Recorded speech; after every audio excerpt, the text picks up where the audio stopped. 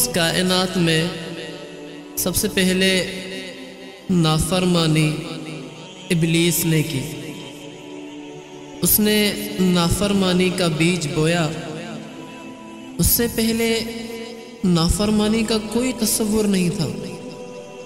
جب اللہ تعالیٰ نے حضرت آدم علیہ السلام کو پیدا فرمایا اور تمام فرشتوں کو ان کے آگے سجدہ کرنے کا حکم دیا تو دوستو ابلیس نے سجدہ کرنے سے انکار کر دیا اور کہنے لگا انا خیر منہ خلقتنی من نار وخلقتہ من طین۔ اے اللہ، آپ نے مجھے آگ سے پیدا کیا اور آدم علیہ السلام کو مٹی سے پیدا کیا، حالانکہ آگ مٹی سے افضل ہوتی ہے۔ تو یہ نا اس نے سوالیہ طور پہ یہ بات کی۔ تو سب سے پہلی نافرمانی اس کائنات میں جو سرزد ہوئی ہے وہ تکبر کی بنا پر ہوئی دوستو، کہ شیطان نے آدم علیہ السلام سے اپنے آپ کو افضل سمجھا۔ اس تکبر کے نتیجے میں اللہ تبارک و تعالیٰ نے اس کو مردود کر دیا۔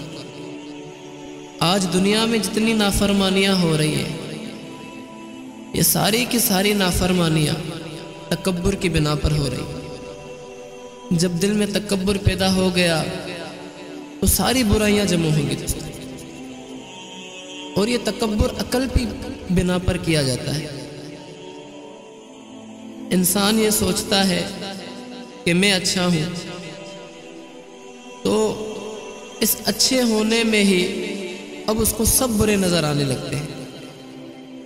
اور متکبر انسان کی مثال اس آدمی کی طرح ہے جو پہاڑ کی چوٹی پہ کھڑا ہوا ہو تو اس کو نیچے والے لوگ بالکل چھوٹے نظر آتے ہیں نا، اس طرح متکبر آدمی دوسروں کو بالکل حقیر نگارت سے دیکھتا ہے۔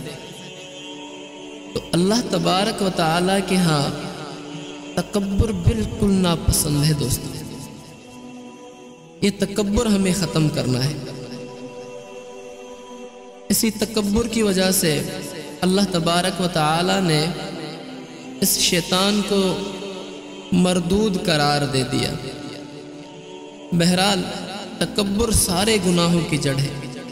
تکبر سے غصہ پیدا ہوتا ہے، حسد پیدا ہوتا ہے، بغض پیدا ہوتا ہے، دوسروں کی دل آزاری ہوتی ہے، غیبت ہوتی ہے۔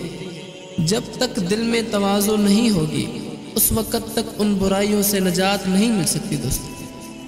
اس لیے مومن کے لیے تواضع کو حاصل کرنا بہت ضروری ہے دوستو۔ تو اللہ تعالیٰ سے دعا ہے اللہ تعالیٰ آپ کو اور ہمیں تکبر سے حفاظت فرمائے اور تواضع میں ہمیشہ رہنے کی توفیق عطا فرمائے۔ وآخر دعوانا الحمدللہ رب العالمین۔